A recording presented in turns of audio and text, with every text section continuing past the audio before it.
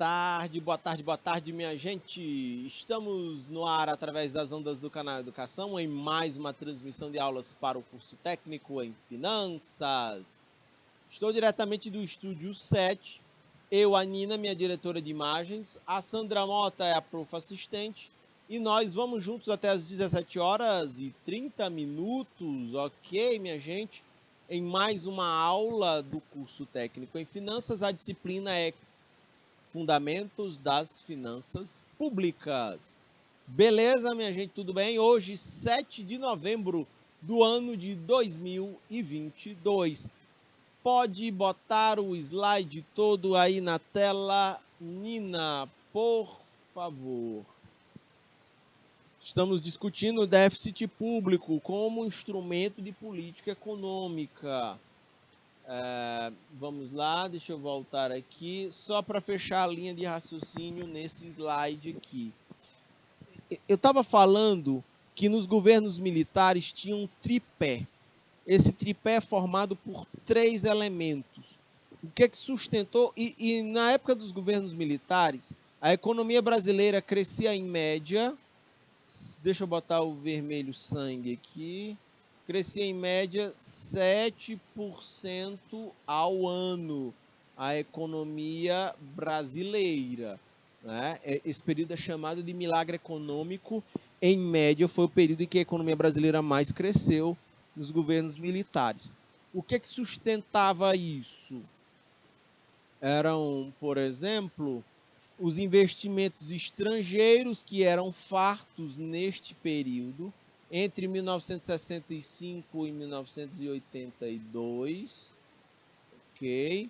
A gente teve aqui investimentos privados nacionais também, financiando os investimentos brasileiros, mas tínhamos mais forte que investimento privado, eram os investimentos públicos, em estradas, né, as ferrovias que tem, as poucas, mas as ferrovias que tem, em portos, aeroportos, expansão das redes de energia elétrica, né? Esses eram os 3 elementos, era o tripé, né, que fez com que os governos militares tivessem uma taxa de crescimento econômico em média de 7% ao ano.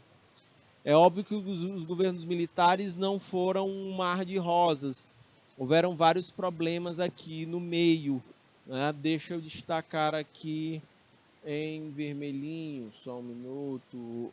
Houve um aumento do endividamento público.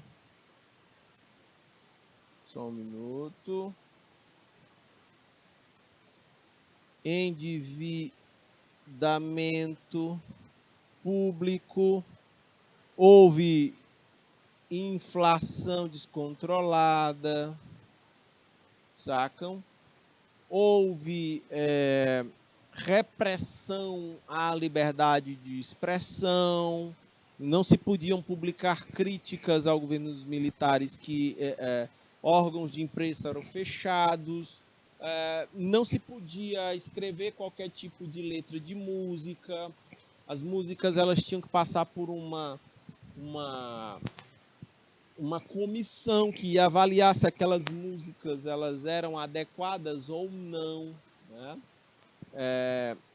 Tem várias músicas que só puderam ser, de fato, tornadas públicas depois do período militar, com a redemocratização, é que algumas músicas, de fato, puderam ser lançadas, porque antes disso o governo proibia. E vários artistas foram assim. O Chico Buarque conseguia escrever as letras com uma poesia de forma que era crítica e, ao mesmo tempo, eles não conseguiam perceber isso. Geraldo Azevedo teve música censurada. Tinha novela na Globo que tinha que passar por uma comissão que avaliava se ela ia ao ar ou não. Então, tiveram esses problemas, essas questões relacionadas. Tiveram prisões arbitrárias. Teve gente que foi assassinada no período dos governos militares por ser oposição ou por lutar contra os governos militares. Então, teve todo esse, vamos dizer assim, uma panela de pressão no Brasil nesse período, ok? Então, vejam só, uma das alegações para que os governos militares assumissem o poder a partir de 1964 foi de que o Brasil estava sob risco de um golpe comunista.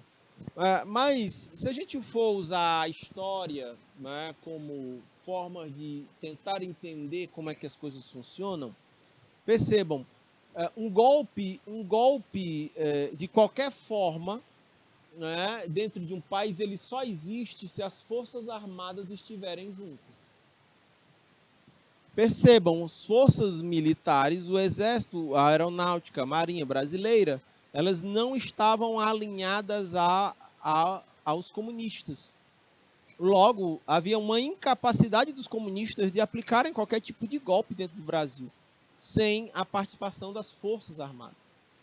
Na Venezuela, por exemplo, o governo que lá está tem apoio das forças armadas. Se você for para a Coreia do Norte, que é uma ditadura, tem apoio das forças armadas. Se você for para Cuba, tem apoio das forças armadas. Então, assim, na prática, não existe... O pessoal até diz, o Brasil tem risco de se tornar um país comunista. Cobrando 400% de juros na fatura do cartão de crédito, eu acho difícil a gente virar comunista. Mais fácil do que o Estado estatizar tudo é o banco tomar as coisas do povo. É muito mais fácil. Sacam? É só a gente juntar os pontos que a gente consegue perceber as coisas. Ok, minha gente, tudo bem? Então vejam, os governos militares tinham essa pegada. Ok? É um governo muito controverso. Foi muito importante do ponto de vista econômico, do ponto de vista social, do ponto de vista político. Tem várias questões que precisam ser discutidas com profundidade. Beleza? Tá bom, minha gente? Então vejam só. Pode ampliar o slide todo aí na tela, Nina. Aí vejam. Aí a gente tem, a partir do ano de 1987, já foi redemocratizado o Brasil. Quem ganhou as eleições foi Tancredo Neves, era mineiro. Só que detalhe, o Tancredo Neves, ele nem chegou a assumir o governo. Ele adoeceu e morreu. Então assume a presidência do Brasil o José Sarney, senador na época maranhense. Né?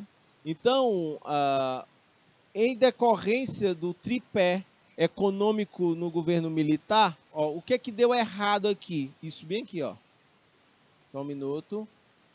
A partir da década de 80, os investimentos estrangeiros pararam no Brasil. Aí o tripé perdeu a perna. Perdeu uma perna e o tripé vem na bicicleta, né? A bicicleta não tem um tripé que a gente puxa e ela equilibra a bicicleta de forma a ela não cair. Do mesmo jeito, é como se tivessem tirado o tripé da bicicleta brasileira. E aí, os governos militares começam a entrar em crise econômica. Quando isso acontece, o Sarney suspende o pagamento da dívida externa brasileira. Ele decreta um negócio chamado de moratória. É quase um palavrão quando se fala de economia internacional, quando um país declara moratória. Porque isso aqui vai de encontro aos interesses do mercado financeiro. Ok? Então, ele decretou a suspensão do pagamento durante um tempo. Foi assim com o Brasil, o México também decretou, né? Vários países periféricos, no período, estrangulados financeiramente, altamente endividados, com inflação galopante, na dificuldade de lidar com suas questões internas, suspenderam o pagamento de suas dívidas. Aí os credores ficam com medo, né? E também elevam o chamado risco país. O risco de você emprestar e não receber. Aí o país perde uma das importantes fontes de financiamento. Ok, minha gente?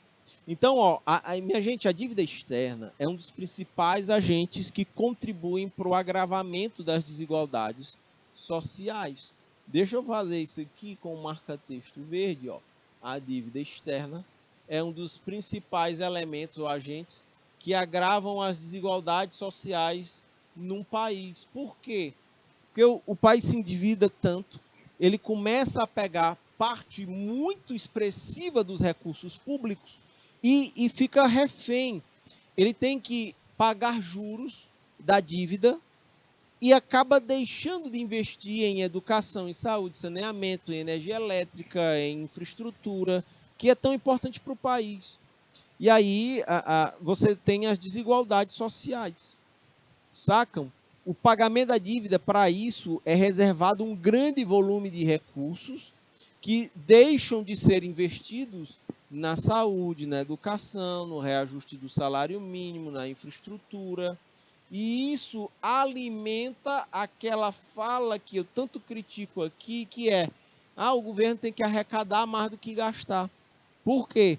Para tentar sinalizar para os seus credores de que ele está se esforçando para honrar com as suas dívidas. O problema é que isso tem um custo interno, social, inclusive econômico, grande. Sacam isso, minha gente? Então, essa é uma herança complicada de se administrar, porque você tem um governo, e eu já tratei aqui com vocês em momentos anteriores, na macroeconomia, quais são alguns objetivos de governo?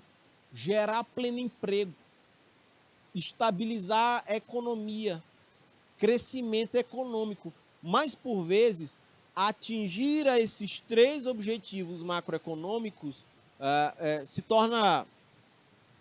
o país se torna incapaz de atingir esses três objetivos. Por quê? Porque a grande parte do orçamento tem que ir para honrar os compromissos com a dívida pública. Aí você bota os déficits da Previdência. Aí pronto, comeu. Você tem mais de 45% de orçamento público indo para pagar a dívida pública e você tem 3,7% sendo aplicados em infraestrutura. 3,7%. Aí você tem 21% sendo gastos com déficit da Previdência, 21% do orçamento brasileiro, e você tem 0,37% em pesquisa, em ciência e pesquisa. E isso acaba sendo uma trava. Isso acaba definindo um baixo teto de crescimento para a economia brasileira ou qualquer outra economia que esteja numa situação parecida com a brasileira. A gente acaba que se subordinando, os nossos interesses nacionais acabam se subordinando aos interesses dos credores da dívida interna, da dívida brasileira, da dívida pública brasileira. E só não é pior porque grande parte dessa dívida pública brasileira ela é em moeda nacional, porque uma parte expressiva dela em dólar já foi paga. Na época do governo Lula, em que a gente teve um crescimento econômico, o país fez caixa e teve como uma das prioridades minimizar essa dívida em moeda estrangeira. Porque aí a dívida cresce e se torna muito maior. Ok? Pode ampliar o slide todo aí na tela, Nina, por favor. Então, vejam, eu estou falando, minha gente, de necessidades nacionais.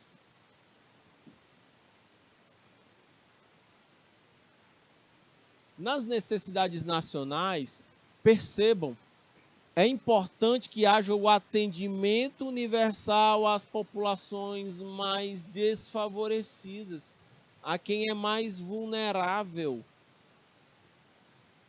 E isso só é possível se houver o foco em ampliar a inclusão social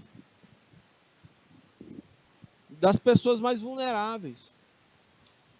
o Brasil precisa encontrar um meio do caminho entre crescer economicamente e, ao mesmo tempo, ter uma rede de proteção às pessoas mais vulneráveis. Mas, de cara, eu digo uma coisa para vocês. O Brasil tem uma grave dificuldade de universalizar o conceito de cidadania, de ampliar os direitos das pessoas. Vocês querem um exemplo? Quando o governo destina parte do orçamento para definir cotas para a população negra nas universidades, esse tipo de medida é duramente criticado. Vocês sacam isso? Mas não é criticado o percentual elevadíssimo de parte do orçamento brasileiro que é pago para juros da dívida pública. Olhem as questões que estão nos bastidores. Eu li um texto agora, essa semana, muito interessante. Ele, ao tratar dessa questão, ele vai dizer, inclusive, que quando no Brasil se legalizou, se colocou as empregadas domésticas como sujeitas de direitos trabalhistas, uma parte muito expressiva da população brasileira foi contra da inclusão dessas mulheres no mercado de trabalho formal, com acesso a todos os seus direitos trabalhistas. Então, vejam, quando se busca inclusão social, por um outro lado, existem pressões políticas muito grandes que questionam esse tipo de prioridade. Então, olhem que a gente está falando de finanças públicas. E por finanças públicas pode-se parecer que a abordagem ela é técnica, mas a definição ela é sobretudo política. Qual é a prioridade do governo e dos tomadores de decisão? Ok? Pode ampliar o slide todo aí na tela, Nina, por favor. Vejam, além de ampliar a inclusão social, o Brasil é uma necessidade nacional, o Brasil aumentar os investimentos em infraestrutura produtiva, diferenciada e capital humano. Investimento em infraestrutura, isso aqui, ó, ele só acontece com recursos públicos.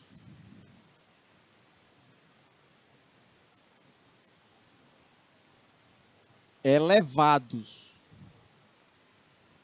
Porque investimentos em infraestrutura, portos, aeroportos, ferrovias, distribuição de energia, saneamento básico, esses investimentos eles são muito altos, exigem grandes desembolsos e o retorno é só no longo prazo.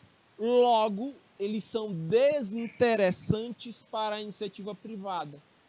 Então, é preciso que o poder público entre fazendo esses investimentos. Porque a lógica pública ela não está olhando para lucros ou prejuízos, ela está olhando para o interesse público. E precisam ser feitas tais obras. Porque, inclusive, elas são geradoras de receitas futuras para as finanças públicas. Entendem? Esse é um ponto importante que merece destaque. Por isso a gente precisa de um governo, volta lá para aquela equação que eu expliquei na aula de hoje ainda. Por isso a importância estratégica dos gastos públicos. Talvez não precisássemos se já fôssemos um país desenvolvido. Porque a gente já teria a infraestrutura básica. A gente já teria uma rede de educação estruturada. a gente já teria uma rede de saneamento básico e de segurança pública estruturadas, mas nós não temos. Nós precisamos de investimentos nessas áreas, mas não dá para fazer isso cortando gastos.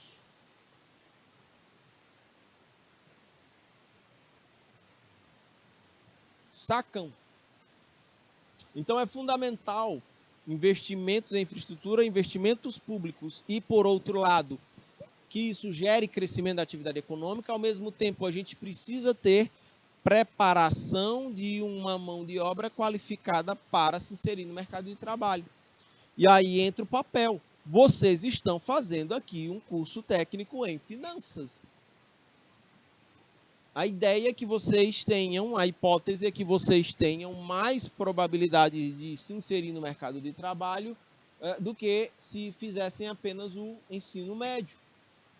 Então, precisamos ter no mesmo compasso crescimento econômico e preparação da mão de obra para trabalhar. Porque se eu só tiver crescimento econômico e não tiver mão de obra qualificada, meu teto de crescimento vai ser baixo. Se eu só tiver mão de obra qualificada e não tiver crescimento econômico, meu teto de crescimento vai ser baixo. Mas se eu tenho as duas coisas na mesma medida, crescimento econômico e mão de obra qualificada, aí a gente aumenta a altura do teto de crescimento da nossa economia. E vocês vão ter muito mais oportunidades de trabalho ou para se inserir no mercado de trabalho. Por isso que as finanças públicas, por isso que a gente está discutindo essas questões de finanças públicas com vocês, futuros técnicos em finanças. Porque vocês precisam ter essa visão do impacto que a gestão das finanças públicas tem sobre o ambiente de negócios. Sacam isso? Pode ampliar o slide todo aí na tela, Nina, por favor. Então, outro ponto importante, regulação econômica. Regulação econômica e estímulos às inovações. Por que regulação econômica? Minha gente, o Estado precisa induzir. Uma forma de regulação econômica é evitar distorções de mercado. Distorções de mercado que, por exemplo, venham a prejudicar consumidores. O mercado tem que ter regras. Um restaurante não pode funcionar de qualquer jeito. O restaurante ele tem que obedecer às normas de vigilância sanitária, porque senão eles vão gerar problemas de saúde pública para a população. Entendem? Precisa de regulação na comercialização de combustíveis, porque senão vai ter posto de combustível vendendo caro combustível adulterado. Tem que ter regulação econômica. Aqui são as leis que disciplinam a vida em sociedade. Quem é que define isso? Constituição Federal. E também, na mesma medida, o governo tem que ser uma regulação inteligente. Não pode ser uma regulação burra, porque se for uma regulação burra, ela inibe o estímulo às inovações. E a gente precisa ter um ambiente de inovações. Minha gente, a internet só existe porque nos Estados Unidos houveram investimentos públicos para o desenvolvimento da internet, em parceria com a iniciativa privada. Sacam isso? Este é o papel, não é, do Estado indutor, capaz de estimular a atividade econômica, direcioná-la para o que é mais necessário, para as prioridades mais necessárias. Um outro ponto que a gente pode destacar aqui, e é o quarto ponto, são projetos políticos regionais. Por que é que vocês estão aqui cursando? Por que é que foi ofertado o curso técnico em finanças para vocês? Porque no mapa do Piauí, de projeto político regional, o Piauí tem algumas áreas que são fortes potenciais de atrativos de investimentos. Área de infraestrutura, turismo, energias renováveis, agronegócio e mineração. E todas essas áreas precisam de mão de obra qualificada em várias áreas, inclusive técnicos em finanças. Então, o Piauí tem um mapa de potenciais. Nós também temos um mapa todo dividido em territórios de desenvolvimento. E vocês podem, como futuros técnicos em finanças, estarem trabalhando numa cooperativa de produção de artesanato, ou em uma empresa que esteja extraindo pedras ornamentais em Juazeiro do Piauí, ou vocês podem estar trabalhando, né, no artesanato em Isaías Coelho, ou vocês podem estar trabalhando na produção de mel em Simplício Mendes ou em Picos, ou vocês podem estar, eu estou listando aqui, no turismo religioso lá em Santa Cruz dos Milagres, ou podem estar trabalhando como técnicos em finanças, em qualquer atividade que gire em torno da cadeia turística, da atividade do turismo. São várias as possibilidades, os leques que se abrem. Então, o Piauí tem uma oportunidade muito interessante agora. Precisamos atrair investimentos nessas áreas para gerar atração econômica para o Piauí, gerar oportunidades de trabalhos para vocês. Entendem isso, minha gente? Câmbio. Pode botar o slide todo aí na tela, Nina, por favor. De acordo com o Matias Pereira, não é? Ele salienta que é preciso alertar, minha gente, os riscos decorrentes provocados pela elevação do déficit público. Existem riscos, viu? O déficit público, é óbvio, o Estado pode intervir na economia mesmo tendo déficits públicos. Mas a gente também tem que ter na mesa que a elevação descontrolada do déficit público pode gerar graves problemas para o país. Por isso que eu digo, a elevação do déficit no Brasil precisa estar atrelado a crescimento da economia. Se o déficit público, se o gasto público é maior que a arrecadação, mas ele gera crescimento econômico, eu posso controlar a inflação. Porque eu nunca vou ter mais gente querendo comprar coisas do que coisas sendo vendidas. Vejam só, por que o déficit pode gerar inflação? Ó, possibilidade de retomada da inflação. Vejam só. Pode ampliar o slide aqui, ou pode me botar todo aqui na tela, Nina, por favor. Vejam, eu estou falando que déficit público estimula o crescimento da economia. Se isso acontecer, é saudável, porque eu sempre vou ter investimentos maiores do que consumo. Se eu tiver mais investimento que consumo, o consumo das pessoas vai aumentar. Mas as empresas vão poder ofertar mais produtos e serviços a fim de manter uma inflação controlada.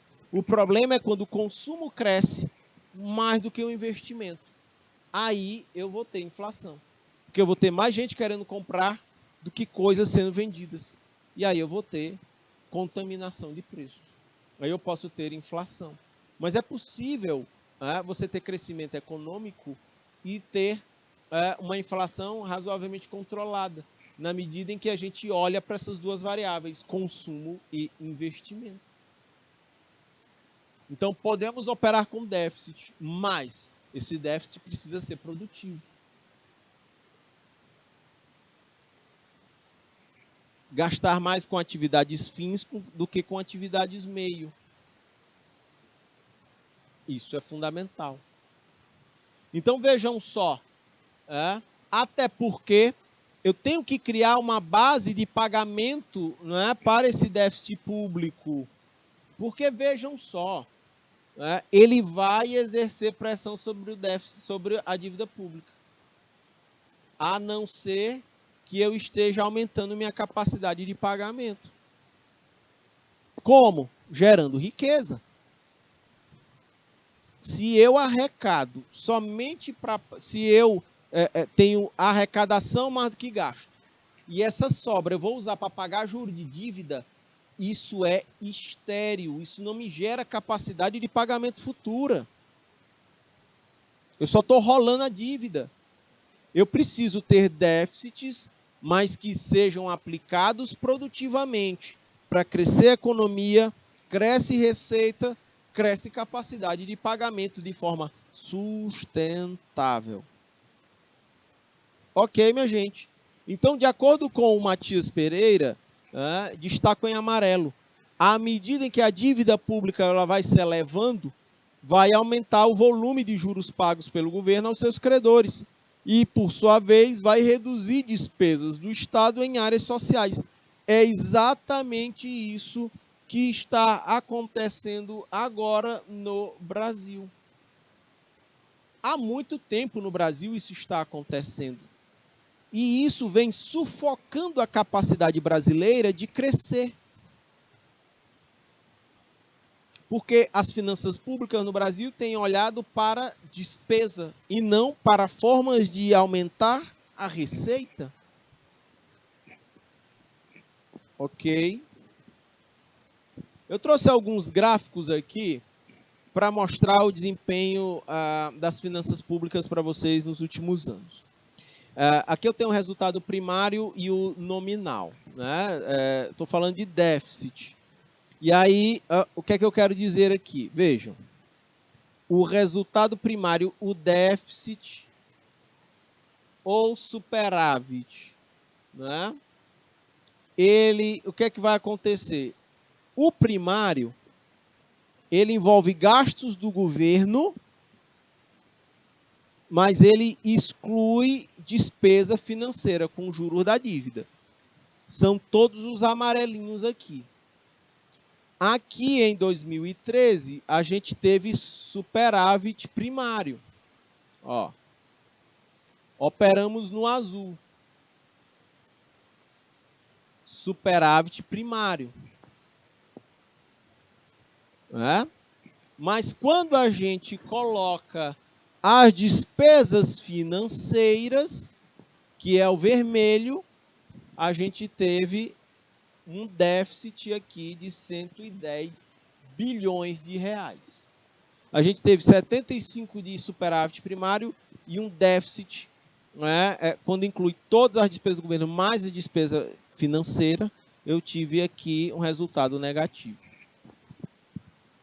Aí vamos lá, depois daí, de 2014 para frente, a gente só teve déficit, tanto primário, tirando a despesa financeira, quanto nominal, que inclui a despesa financeira.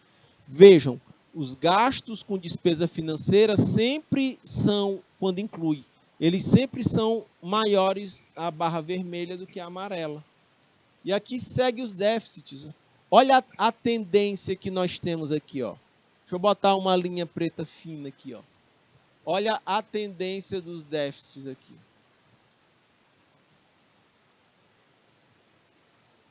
A tendência é de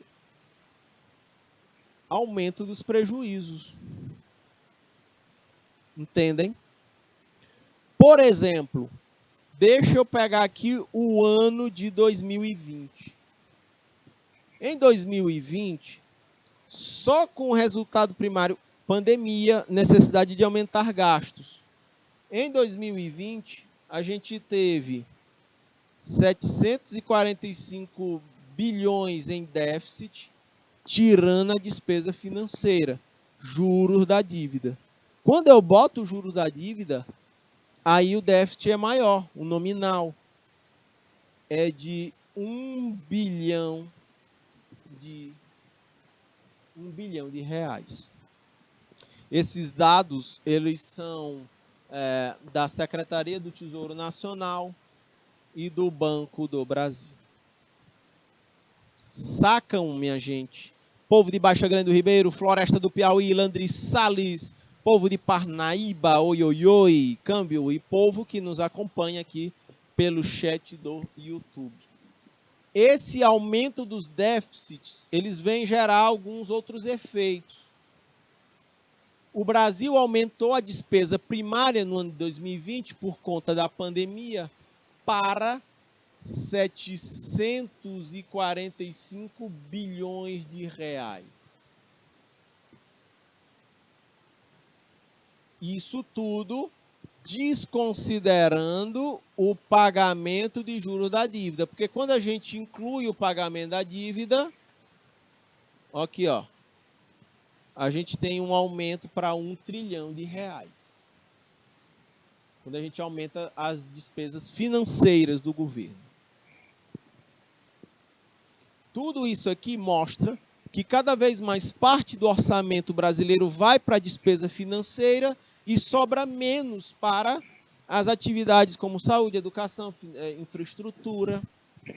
O déficit nominal, ele é a barra vermelha, ele é a diferença de receita e despesa, só que ele inclui a dívida interna e a dívida externa. Sacam? Este é o ponto. Eu trouxe mais um gráfico aqui. Ele também é extraído da Receita Federal. E ele vai mostrar a despesa com educação.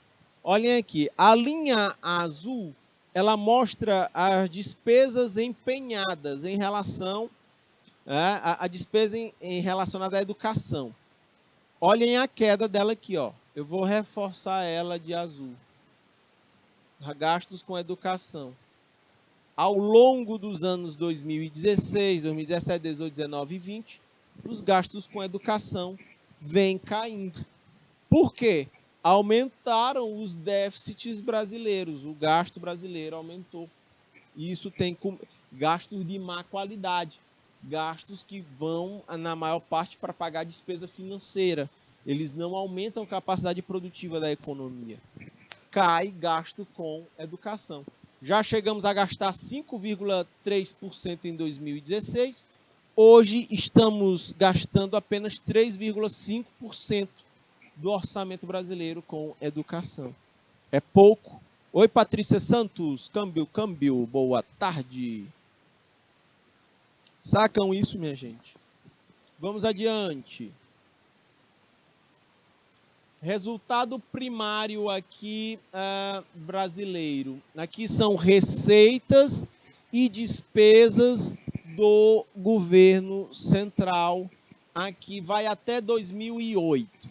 Deixa eu fazer uma linha aqui para fazer o corte. Ó. Vai até 2018. E o que é que acontece? O azul é receita. Deixa eu puxar a linha aqui. Deixa eu puxar a linha, não. Deixa eu escrever o nome aqui. O azul é receita. O azul tá menor. O vermelho é despesa.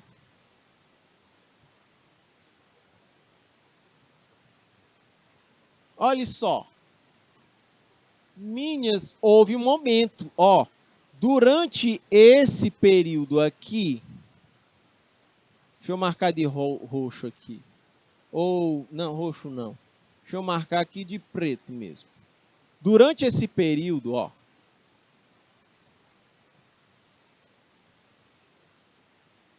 De 2018 a 2014, de 1998. Mais ou menos aqui. 2014, as receitas eram maiores do que as despesas. Olha a linha azul aí, sempre maior. Sempre maior do que a vermelha, até 2014. Depois de 2014, o que é que a gente diz? Abriu a boca do jacaré. Só que abriu a boca do jacaré com despesa maior do que receita. Sacam isso, minha gente? É muito interessante esses gráficos aqui. E volto a dizer, quanto mais... o problema é que a despesa está aumentando em relação à receita, mas isso não está gerando crescimento econômico. E isso dificulta a ampliação da inclusão social. Pelo contrário, vai aumentando a desigualdade. brasileira. Olhem aqui outro gráfico mostrando que nós tínhamos crescimento econômico, né, um bom desempenho econômico até 2014. Depois de 2014, a gente vai ter uma... Minha gente, olhem só isso.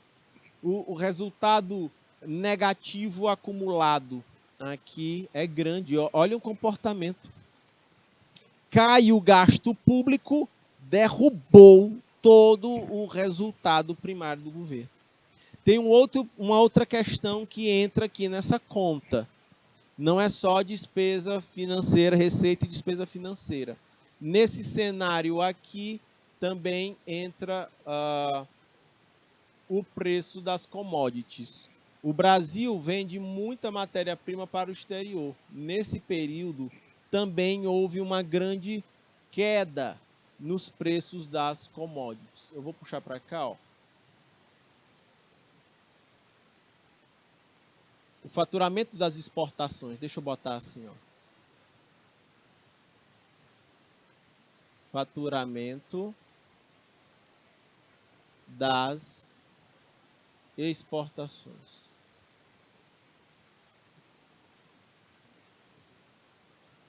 Então, isso aqui ajuda muito a explicar o comportamento da economia brasileira recente, depois de 2014. Sacam? Eu tenho um outro gráfico aqui que mostra investimento em infraestrutura, é a linha vermelha. Crescimento caiu. E a preta, crescimento do PIB, também caiu. Sacam isso? Pode voltar o slide aqui para mim, Nina.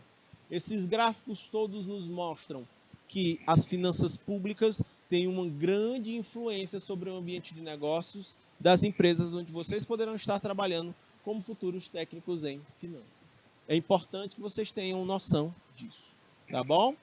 Minha gente, vou finalizando o nosso encontro por aqui. Tem algumas questõezinhas complementares aí para vocês. Grande abraço, fiquem com Deus. Tchau, tchau.